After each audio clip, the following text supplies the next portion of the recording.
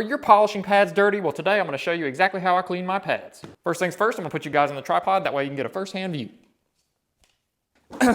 So today I'm going to clean some polished pads. Come with me. Our bucket, we've got about 2 gallons of warm water. It does not have to be warm water. It is 30 degrees in here and I don't want to get frostbite on my fingertips. We're going to add about an ounce of DIY rinseless wash. Now this stuff is very potent, so you do not need much of it. Oh! Oh! Oh! Okay, so when I am using any kind of compounds or polishes with SiO2 or wax in them, I will use a 10-to-1 dilution ratio of Super Clean degreaser. I will pre-spray my pad like yay. Get you a good pre-spray, and that's just gonna start breaking down any kind of polishes or compounds you've got in there, especially you're gonna need a little bit, damn, that's strong. So you will need something a little bit more aggressive than a rinseless wash for things that have like SiO2 and waxes in them, especially if they've been sitting for a while like they have in these pads. Once you get it good and pre-sprayed and get it soaking good, you're just gonna take your pad and dip it in your warm water. Now, once you wring it out, it should be good and clean like that. And you are just gonna simply take your polisher and on speed 6, just bump it a couple times, get a lot of those big water droplets out. Ask me how I know, it will make a mess. And then you are gonna take it on speed 6 and hold it down. And that is gonna wring your pad out completely. Here is our clean pad. You just simply pull this off, like yay, and you can store it like it is. You don't have to dry it anymore, it is dry enough. If I am not using any kind of SiO2 or wax sealant in my pads, I will just simply use a rinseless wash, 256-to-1. This is Ivan Sauce DIY rinseless wash. You're just gonna pre-spray the pad, just like with the degreaser, and you can see as you pre-spray it, it's just gonna start breaking down those oils, polishes, compounds, anything like that. Once it starts breaking it down, you're getting a little bit of injection into the pad. You're just gonna simply take your pad and dunk it in the warm water. Wring it out, dunk it, wring it out, dunk it, wring it out. Just do it 2 to 3 times. You should see all the polishing oils, compounds, and everything coming out of the pad.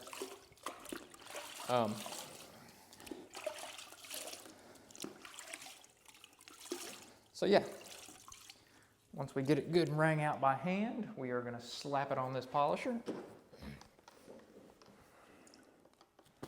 Speed 6 to bump it a couple times. Gonna get a lot of that big stuff out.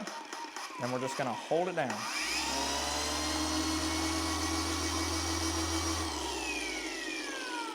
And that should leave you with a perfectly clean pad. Now, when it comes to cleaning pads on the go, it's a very similar process to what I just explained, except I would fill the bucket up to about 2 to 3 inches from the top. And what that's gonna allow you to do is dip the pad into the water with the pad still on the polisher.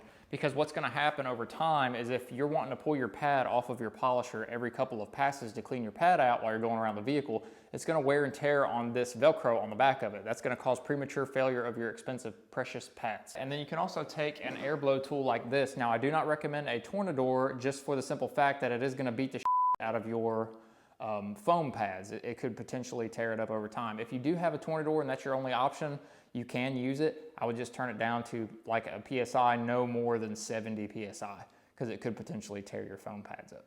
This is the method that works the best for me, especially since you can use it for wool, microfiber, foam pads. It works for every single pad. Hey, we've got just a few polishing tips for you. Here are some of my most used pads, compounds, and polishes. Let's talk about them. Now, do you need all of these pads, compounds, and polishes to get amazing results? Absolutely not. Let's narrow it down a little bit.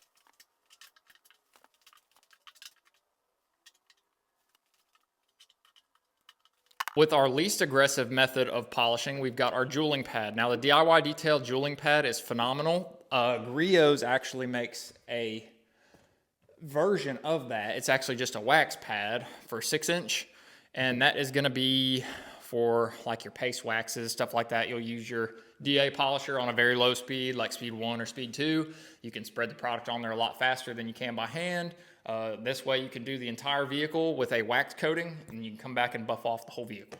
So that cuts down a little bit of time if you are wanting to do like a paste wax protection or something like that. When it comes to polishing paint, you don't have to be a rocket scientist. It requires a little bit of common sense and some hand-eye coordination. That's it. Start on a family and friends vehicle. Get you a couple different pads, a couple different compounds and polishes. Start with the very least aggressive first. Do about 2 to 3 test spots on the hood. Go with whatever looks the absolute best if you are wanting to do like a one-step or something of that nature.